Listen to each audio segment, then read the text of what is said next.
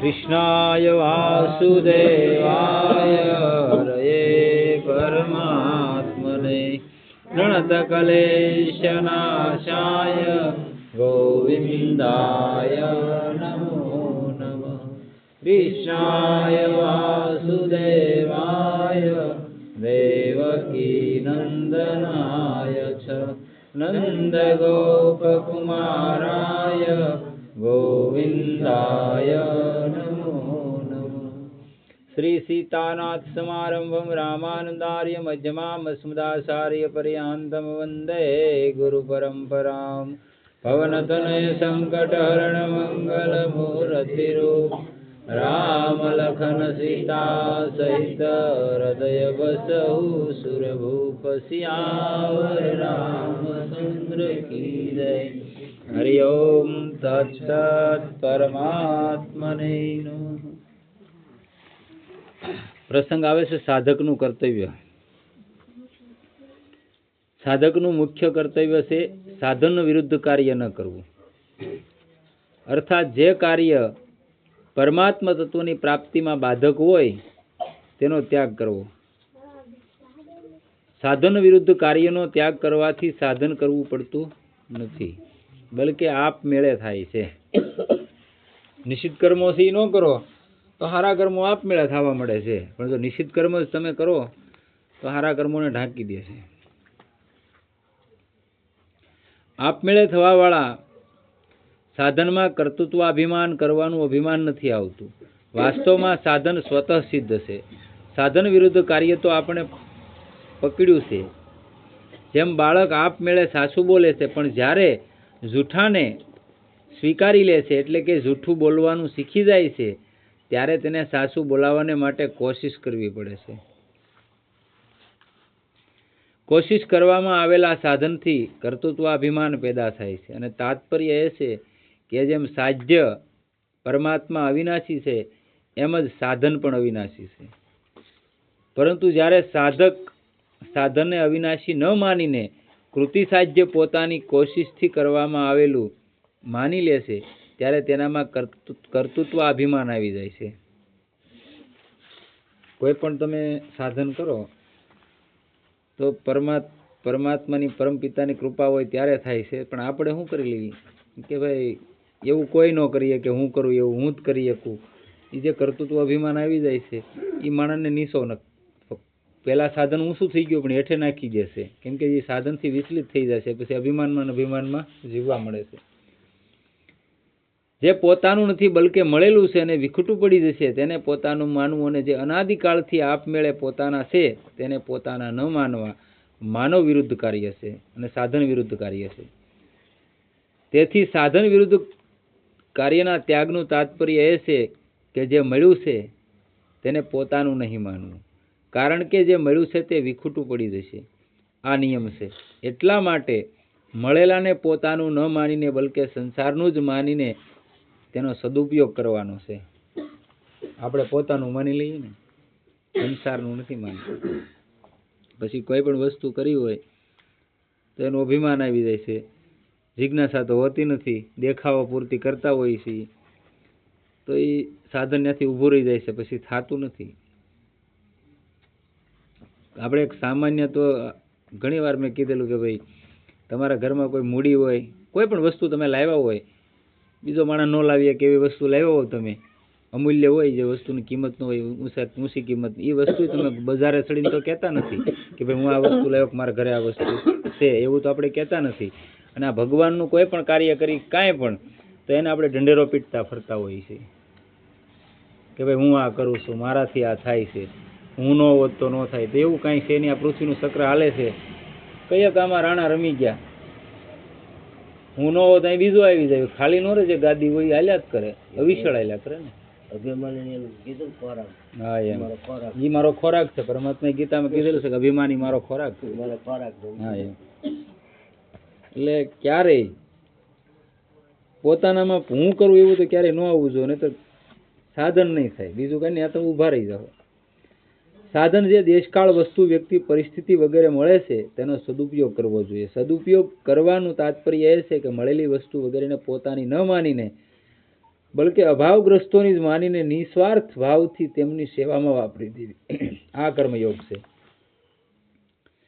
હવે સાધકે પોતાની જાણકારીનો આદર કરવો જોઈએ, તેને મહત્વ આપવું જોઈએ. પોતાની જાણકારીને મહત્વ આપવાનો આશ્રય એ છે કે પોતાના વિવેકથી જેવું જાણ્યું છે તેવું માની લેવું અને તેવું જ આચરણ કરવું. માની લેવું એટલે પાછું આચરણમાં આવવું જોઈએ.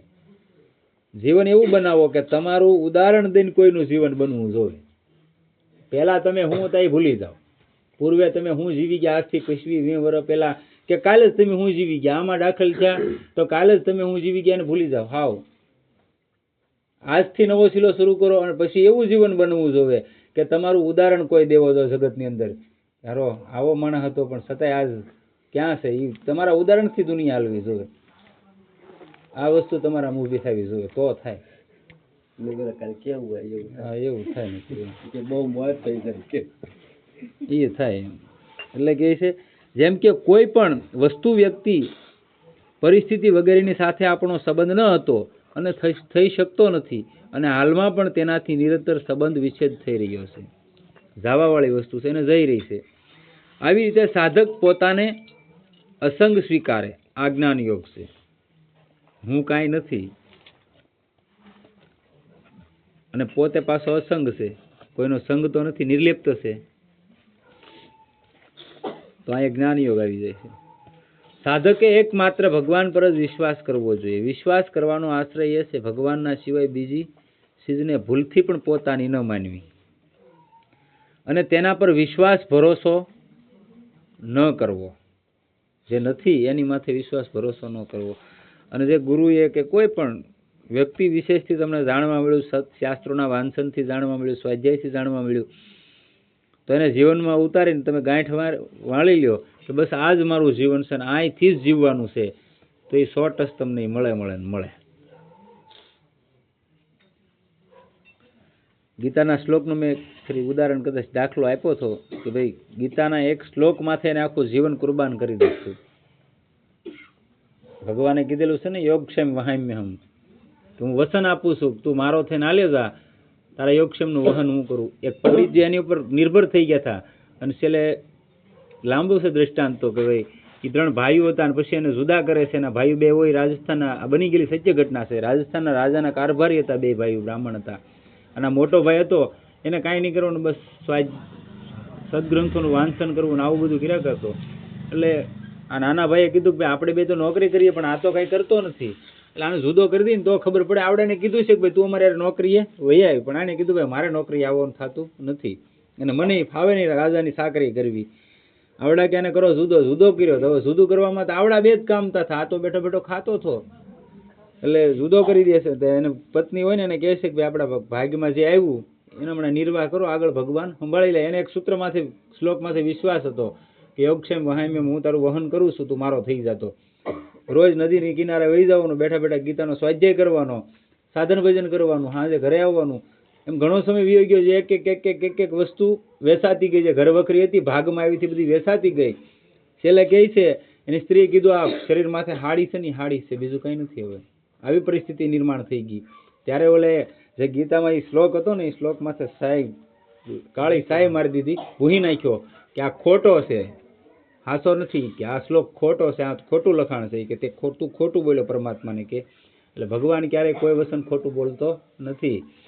એટલે એની ઘડીએ હજી તો આ નદીને કિનારે બેઠા બેઠા સાધન કરતા હતા, એની ઘડીએ ભગવાન કે શિષ્યના રૂપમાં આવે છે અને બ્રાહ્મણને ઘરે એની પત્નીને કહે છે, હોના મોરોનો થાળ ભરેલો અમુક દ્રવ્ય ને એવું બધું અનાજ ને એવું લઈને અને કહે છે કે ભાઈ પંડિતજીએ મારા ગુરુદેવે મોકલ્યું, કે પણ એને મને ખ્યાલ છે ક્યાં સુધી કોઈ એને શિષ્ય નથી. એના પત્ની એવા હતા.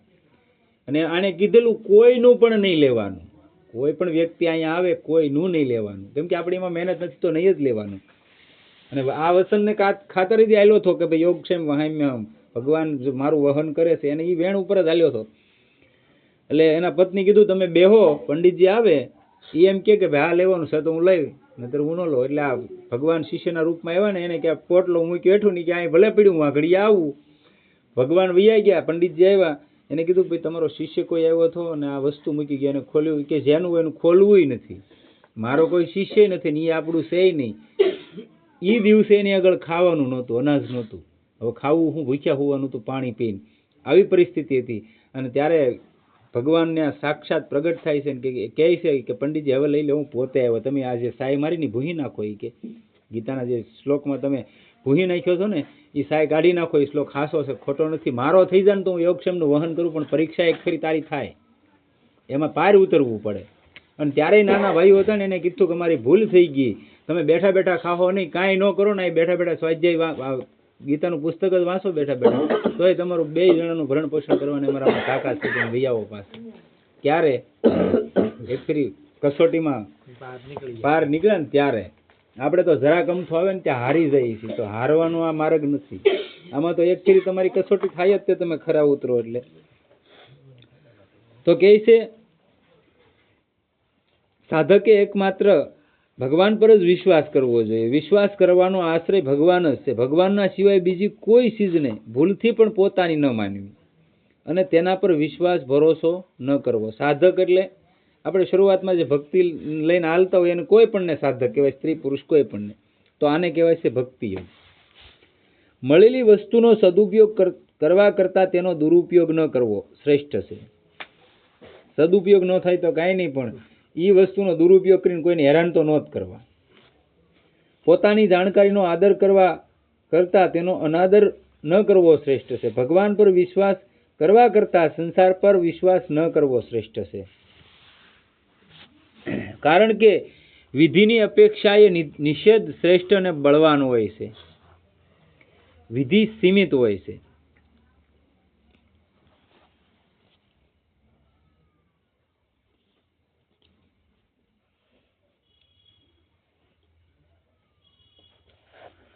અને નિષેધ ત્યાગ અસીમ હોય છે.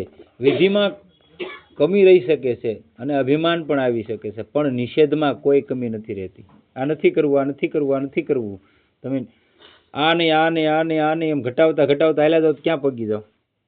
તમારામાં ઘટાવો તો અનુભૂતિ એ પગી જાઓ કે ન પગી જાઓ? આ પ્રકાશ જ્યાંથી આવે છે ત્યાં પગી જાઓ કે ન પગી જાઓ? નિષેધ જ કરવાનો છે ને. વેદ શું કે નેતિ નેતિ નેતિ નેતિ, ત્યાં તમે પગી ગયા એટલે પ્રકાશ થઈ જાય છે.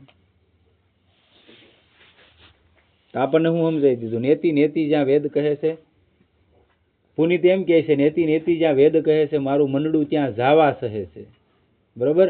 આપણને એના આપણા આજુબાજુના મહાપુરુષો જેને પ્રૌઢ અને પ્રખર વિદ્વાન કહેવાય ભારતના, એણે હું સમજાવ્યું હતું, કદાચ તમે નહીં સાંભળ્યું, મેં સાંભળેલી વાત કરું. એણે એમ કીધું કે ભાઈ નેતિ નેતિ એટલે કે ત્યાં તો ભગવાન કે વેદે ત્યાં ટૂંકા પીડ્યા, વેદ ત્યાં ટૂંકા નથી પીડ્યા. ગહનતાથી વિષય ઉપર હાલો. વેદ એમ કે નેતિ નેતિ જ્યાં વેદ કહે છે, મારું મન ત્યાં જાવા સાહે છે. ત્યાંથી તમે નિષેધ કરતા જાઓ તો તમારા પોતાનો સ્વયં પ્રકાશ છે ત્યાં તમે પગી જાઓ કારણ સુધી. પણ વિવેક દ્વારા એને જુદું પાડતા આવડવું જોવે તો થાય. એવો વિવેક આવે ક્યારે? તો કે સાધન હોય તો થાય, સડ સંપત્તિ હોય તો થાય, ઇન્દ્રિયને વિજય કરેલો હોય તો થાય. હવે કે ઇન્દ્રિયો તમારી 10 માંથી કે કાબુમાં હોય નહીં, એક સાથ આપે એક ન આપે. 10 ઇન્દ્રિયથી ઉર્જા ખપે છે ને. આંખો દ્વારા તમે જોવાનું જોવો તો બરોબર છે, ભગવાનના દર્શન કરો બધાયમાં સિયારામમય સબ જગ જાની કરવું પ્રણામ ચોરી જુગુ પાની, તો કઈ વાંધો નથી, બધાયમાં સીતારામજીના દર્શન કરો. પણ હવે ન્યા સીતારામજીના દર્શન નથી થતા, બીજા થાય છે, તો એનાથી તમારી ઉર્જા ખપે છે, વધતી નથી. એમ 10 ઇન્દ્રિયથી ઉર્જા ખપે છે. વગર જો તે બોલવું, વાણીનો વિલાસ થાય તો એનાથી તમારી ઉર્જા ઘટે છે. વગર જો તું સાંભળવું, કાન દઈને આમ કોણ ઓલા શું વાતું કરે, તેનાથી તમારી શક્તિની ઉર્જા ઘટતી જાય છે. આ કોણ જે 10 ઇન્દ્રિય માથે વિજય કોણ કરી શકે? કે જેને કોઈનું નહીં સાંભળવાનું, કોઈને નહીં બોલવાનું, નહીં જોવાનું, નહીં સ્પર્શ કરવાનું, નહીં ખાવાનું, આ બધાની માથે સંયમ રાખીને જે જીવન બનાવીને હાલ્યો જાય તો એ વિજય થઈ જાય છે. નકર આ 10 ઘોડા છે રથના, 10 ઘોડા છે અને મન છે ને એનો સારથી છે, અને બુદ્ધિ સારથી છે ને મન એમાં બેહવા વાળો છે રથી. એમાં દારૂ પી ગયેલો છે, ક્યાં ખાઈમાં નાખે નક્કી ન, એક આમ તાણે ઓલા પર નક્કી કર્યું હોય સત્સંગમાં જવું, ચા એમ કે ના એ કે એ તો રોજનું જ છું, આજ કે અહીંયા જઈએ હાલો, આજ ઓલે બેહવાનું કીધું હાલો કે અહીંયા બેસી જાય. એક દી નહીં જાય તેમાં શું ઓછું થઈ જાય? તો તમે એક દી હુતા નહીં, શું ઓછું થઈ જાય? આખી રાત બેસજો. આપણે એમ કહીએ કે એક દી સત્સંગમાં નહીં જાય, વાતને થોડોક આમ ઊંડાણપૂર્વક જોઈજો. તમે એમ કહો કે એક દી સત્સંગમાં ન જાય, 2 દી ન જાય, શું થઈ જાય? તો હું એમ કહું 2 દી હુતા નહીં, શું થઈ જાય?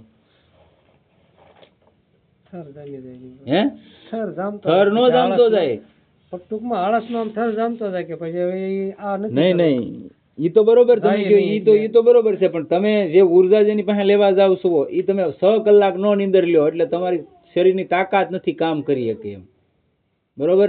તો એની વગર તમારે નથી હાલતું, તો આની વગર હાંકી નાખવાનું.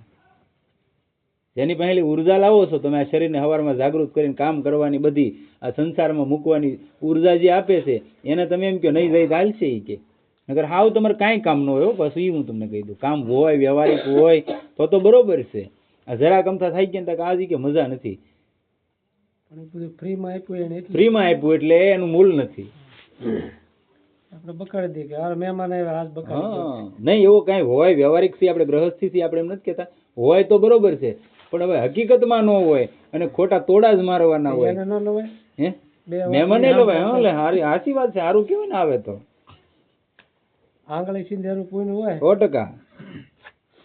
કરણ રાજાને શું કીધું ને ભગવાને કે ભાઈ ત્યાં તારા જીવનકાળમાં સોનાનું દાન કર્યું, કે બીજું ત્યાં દાન કર્યું નથી, પણ કોઈને આંગળી સીંધીતા કે હા, કે પાંડવોનો રાસુરી યજ્ઞ હાલતો હતો ત્યારે કે હું દેખરેખમાં હતો ને મેં કીધું ભાઈ અહીંયા પીર હોય કે તો એ આંગળી મોઢામાં નાખી તૃપ્તિ થઈ જાય.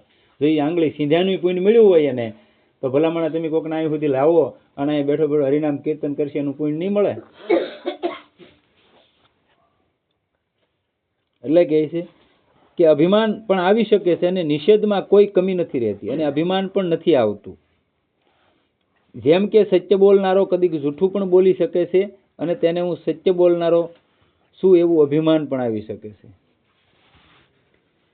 પરંતુ જૂઠું ન બોલનારો સાવધાન સાધક જ્યારે પણ બોલશે સત્ય જ બોલશે. વસ્તુ એકની એક જ છે. એક હાસું બોલનારો એમ કે હું હાસું જ બોલે ને હાસું બોલવાનું અભિમાન છે, ને ઓલો જૂઠું નથી જ બોલતો, જૂઠું નથી બોલતો, એને એકે વાતે કઈ અભિમાન નથી. હું જૂઠું નથી બોલતો એનું નથી, અને હાસું બોલું છું એનું નથી.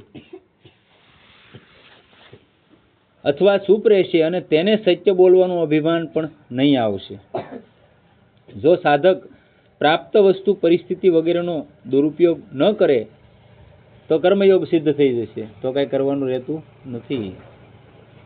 અર્થાત કંઈ કરવાનું બાકી નહીં રહેશે. અને જો તે પોતાની જાણકારીનો અનાદર ન કરે તો જ્ઞાન યોગ સિદ્ધ થઈ જશે.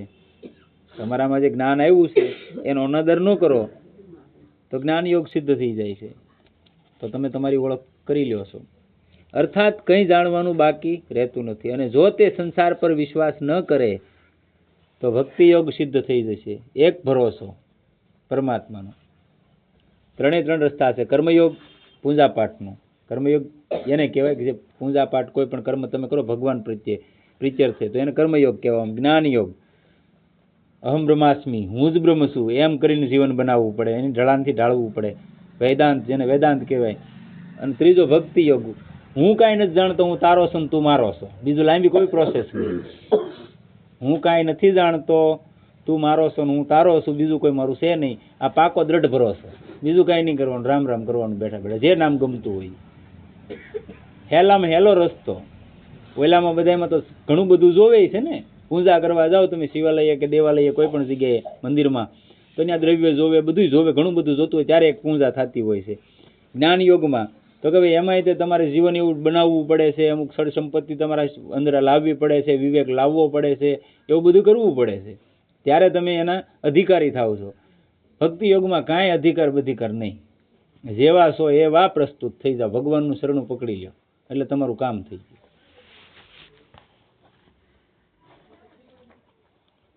આપણે ન્યાય ક્યાં એવી ફરિયાદ તો કરવા નથી હું આવો છું તેવો છું, એને બધી ખબર છે, આપણે કેવા છે ન ખબર. આપણે કેવું નથી ને, આપણે કહેતા નથી, એ વાંધો છે ને, કેવું લાગે એવું છે. હા, એમ ન્યા શરમ લાગે.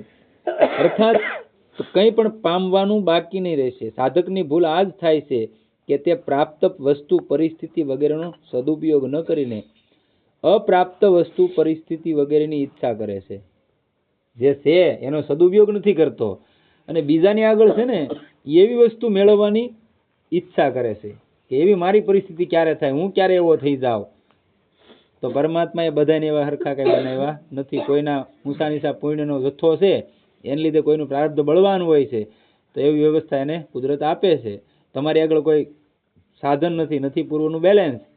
આ જન્મમાં કોઈ સાધન તમે નથી કર્યું. એક રાજાને, રાજા હોય ને રાજા, તમે ઘણા બધાને જોયા છે, પણ એક રાજા ઝાખો પડે. નરેન્દ્ર મોદી છે, આપણે રાજા જ કહેવાય ને આજનો. નરેન્દ્ર મોદી 140 કરોડ માણસોનો રાજા છે, પણ પ્રેમાનંદ મહારાજ રોજ રાતે નીકળે ને તો નરેન્દ્ર મોદીને અગર ઝાખો પડે. વિચાર કરો. એની પાસે શું છે ને? હા, એની પાસે નકર શું છે? 0.0 બેલેન્સ છે. એ પોતે કે આ હું જે બિલ્ડિંગમાં રહું એ મારી નથી, એ મને કોકે આપેલી છે રહેવા માટે. 4 વ્હીલ છે તો એ મારી નથી, એ મને રોજ આવવા જવા માટે આપેલી છે. કોઈ વસ્તુ નહીં એની આગળ. અને તોય મોદી નીકળે ને તો એટલી બધી સરભરા, એટલી બધી વ્યવસ્થા ન થાય. અને એની માટે માણસોને લાવવા પડે કે ભાઈ મોદી સાહેબ નીકળવાના છે, રોડ શો કરવો પડે એને. અને આને રોડ શો કરવો ન પડે, હાલ્યા જતા હોય ને તો બે બાજુ રોડ શો થઈ જાય. અને હજારો, હું એમ કહું, હજારો રૂપિયાના ફૂલ રાતે 2 કિલોમીટરમાં પથરાઈ જાય. અને તોય ના પાડવી પડે કે ભાઈ તમે એટલી બધી વ્યવસ્થા કરો. મને તો એટલી બધી વ્યવસ્થા ને આવું એના જે તંત્ર છે ને આનું, એ ના પાડે કે ભાઈ એટલું બધું કરો માં એમ. અને રોજ 365 દિવસ, એક દિવસ નહીં. ઓલાને 365 દિવસ તો નથી એવી વ્યવસ્થા થતી. રાજા છે છતાંય નથી થતી. તો ઊંચો કોણ? સંત ઊંચા થયા ને. ક્યારે ઊંચા થયા? એવું સાધન કર્યું ત્યારે ઊંચા થયા ને. એને કોઈ પાસે માગવું નથી પડ્યું, કોઈને કહેવું નથી પડ્યું, કાંઈ નથી કરવું પડ્યું. એક શરણાગતિ સ્વીકારી લીધી કે બસ હું તારો છું, આ જ તે, બીજી કોઈ કામ નહીં. દુનિયાને ઝૂકતી. આપણે વિચાર ન કર્યો, કલ્પના ન કરીએ ને એવું ને પ્રગટ હોય. આપણે કોઈ નાના હુના માણસને મળવું હોય, એની પરમિશન લેવી પડે. થોડો ઘણો મોટો ધારાસભ્ય હોય તો એને 2 દી આપણે વ્યવસ્થા કરવી પડે. ભાઈ ફલાણા ભાઈને મળવું છે, ક્યારે મળશે? આને મળવા માટે મોટા મોટા સેલિબ્રિટીઓને પરમિશન લેવી પડે, ક્યારે મળશે એમ. નકર આની આગળ શું છે? મોટા મોટા ભારતના ખ્યાતનામ સેલિબ્રિટી કહેવાય, જેને એક્ટરથી માંડીને તમામ રાજકીય ક્ષેત્રના માણસો, એને બધાને એપોઇન્ટમેન્ટ લેવી પડે કે ભાઈ કાલ આવડા વ્યક્તિ આવવાના છે, કાલે આવવાના છે, કાલે આવવાના છે. એને બધાને એપોઇન્ટમેન્ટ લેવી પડે. કોઈ સંન્યાસી કે કોઈ ગરીબ માણસ ગયો હોય ને એમ કીધું કે બાબાને મળવું છે, તો બીજે દી વારો આવી જાય. ઓલાને બધાને એપોઇન્ટમેન્ટ લેવી પડે. એટલે આ વ્યવસ્થા છે. એટલે કહે છે કે પરિસ્થિતિ વગેરેનો સદુપયોગ ન કરીને અપ્રાપ્ત પરિસ્થિતિનો વગેરેની ઈચ્છા કરે છે અને પોતાની જાણકારીને મહત્વ ન આપીને નાશવંતને મહત્વ આપે છે અને ભગવાન પર વિશ્વાસ ન કરીને સંસાર પર વિશ્વાસ કરે છે. આ ભૂલને કારણે તેનું કરવું, જાણવું અને પામવું બાકી રહે છે.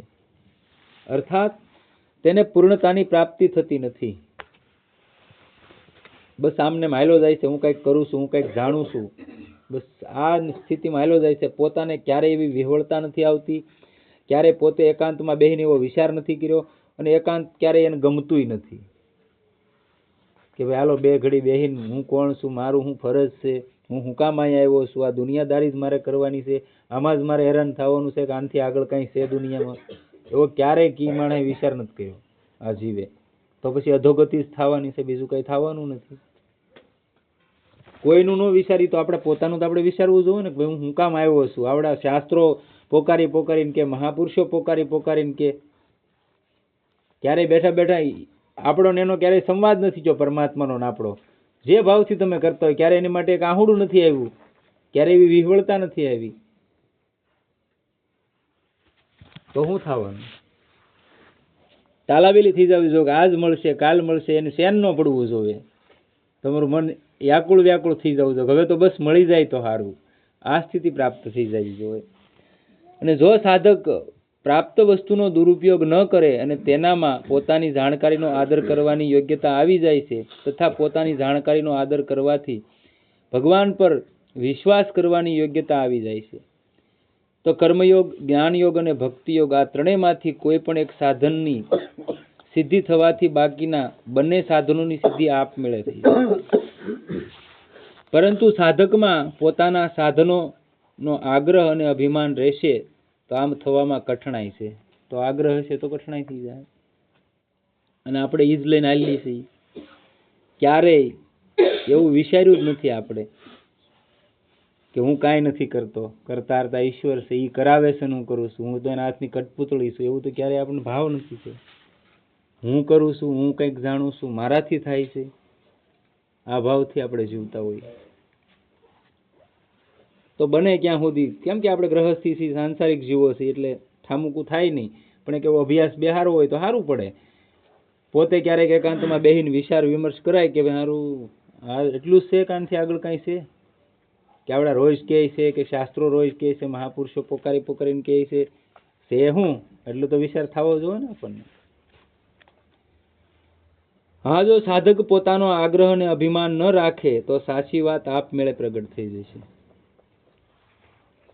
સાધકે આ વાતની સાવધાની રાખવી જોઈએ કે તેના દ્વારા કોઈ સાધન વિરુદ્ધ કામ ન થાય.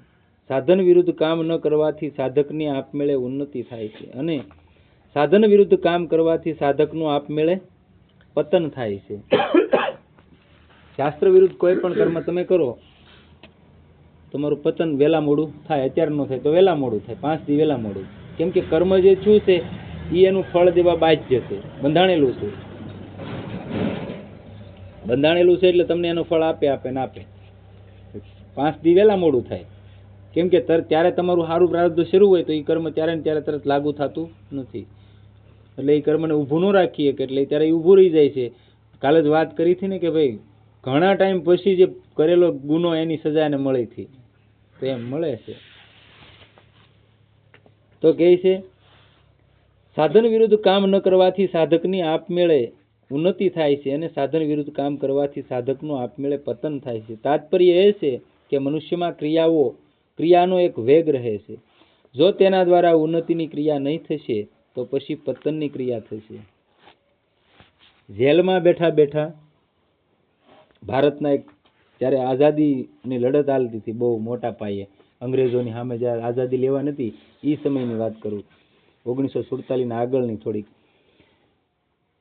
18 કે 15 16 વર્ષની ઉંમર હતી એ મહાપુરુષની, હનુમાન પ્રસાદ પોદારજીની. અને આ ક્રાંતિકારીની આરે બધાને આરે ઈ હતા ભેગા, અને એમાં પૂરી દીધ થાય એને જેલમાં, લગભગ 18 મહિના જેલમાં રહ્યા થાય. 18 મહિનાની અંદર 20,000 પુસ્તકોનું અધ્યયન કર્યું હતું. કેટલું? 20,000 પુસ્તકોનું. 20,000 પુસ્તકોનું અધ્યયન કરીને અને પોતે જેલની અંદર નામનો સાક્ષાત્કાર કર્યો હતો, કે નામ શું છે એનો સાક્ષાત્કાર કર્યો હતો. અને પછી આ સમાજની સામે આવ્યા હતા. મોટા મોટા જેને ગ્રહસ્થી, પોતે ગ્રહસ્થી હતા, મોટા મોટા સંન્યાસી એની નીચે કામ કરતા. ભારતના ખ્યાતનામ સંન્યાસી જેને કહેવાય ને, હનુમાન પ્રસાદ પોદાર ભાઈ જે હતા ને, લેખકનું કામ કરતા, રાઇટિંગનું. ગીતા પ્રેસનો મોટામાં મોટો કોઈ લેખક હોય તો હનુમાન પ્રસાદ પોદાર થઈ ગયા. રાજસ્થાનનું શરીર હતું. જયદયાલ ગોયંકા ગીતા પ્રેસના સ્થાપક હતા, એ શેઠ હતા, એ તે રાજસ્થાનના હતા. ભાઈ શ્રી હનુમાન પ્રસાદ પોદારે રાજસ્થાનના હતા, અને સ્વામીજી આપણે સ્વામી રામ સુખદાસજી રાજસ્થાનના હતા. ત્રણેય મહાપુરુષો રાજસ્થાનના હતા. અને આ ત્રણેય ન હોત ને, ગીતા પ્રેસ ન હોત ને, તો આપણને આજે સત્શાસ્ત્રો ન મળે. અને ભાવ એવો, એકવાર રાધા બોલે, એકવાર બોલાઈ ગયું હોય કોઈ પ્રસંગો વસાત, તો અડધી કલાક, એક કલાક શુદ્ધ ન આવતી. આવો નામ પ્રેમી માણસ. આપણે શું ભજન કરીએ? અને ભજન આપણે ખાલી સામાન્ય નથી થતું. આપણે એટલો પ્રેમ ભાવના હોવી જોઈએ ત્યારે થાય છે. કારણ કે સ્થિર ન રહેવું, પ્રતિક્ષણે બદલાવવું અને સંસારનો સ્વભાવ છે. તેથી સાધક ક્યાં તો ઉન્નતિમાં જશે અને ક્યાં તો પતનમાં જશે. ભરોસો એવો થઈ જવો જોઈએ. એકવાર ક્રાંતિકારીની ટ્રેન આખી ભરીને આવતી હતી, અને હનુમાન પ્રસાદ પોદાર ત્યારે છૂટી ગયેલા, એટલે એને કોઈ સંદેશ મોકલ્યો કે ભાઈ આખી ટ્રેનમાં ક્રાંતિકારીઓ ઘણા બધા છે અને બધાની ખાવાની વ્યવસ્થા કરવાની છે, એ ટ્રેનની અંદર પેકેટ અંબાવી દેવાના છે. એટલે 1000 માણસ એક ટ્રેનમાં, 1500 માણસ હમાઈ જાય ટ્રેનની અંદર, કેમ કે ઘણી બધી મોટી આવે.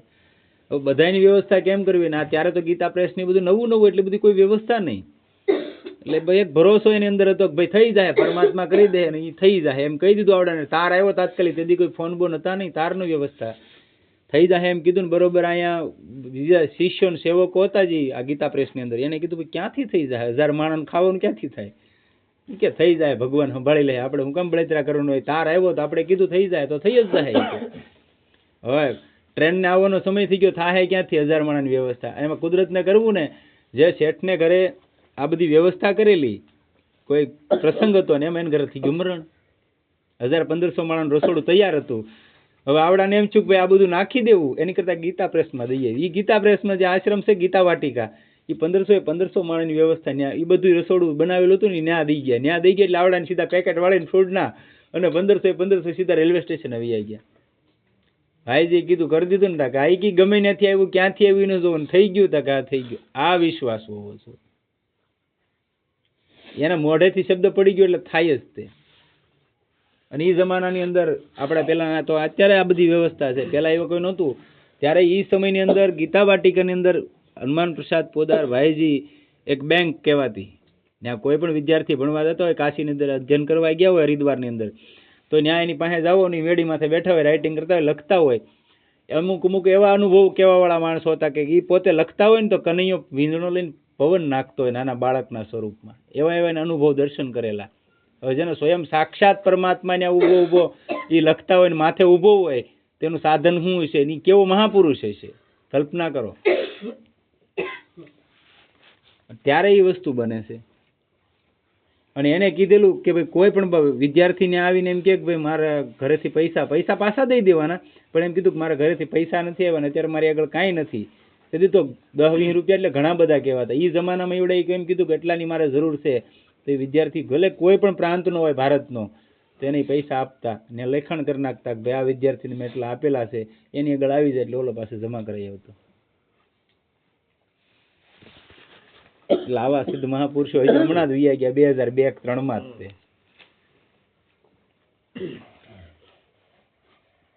કોઈ પણ જાતિ, વર્ણ, આશ્રમ, મત, સંપ્રદાય વગેરેનો કેમ ન હોય, તેને સાધન વિરુદ્ધ કાર્યનો ત્યાગ કરવો જ પડશે. એમાં કોઈને ન હાલે.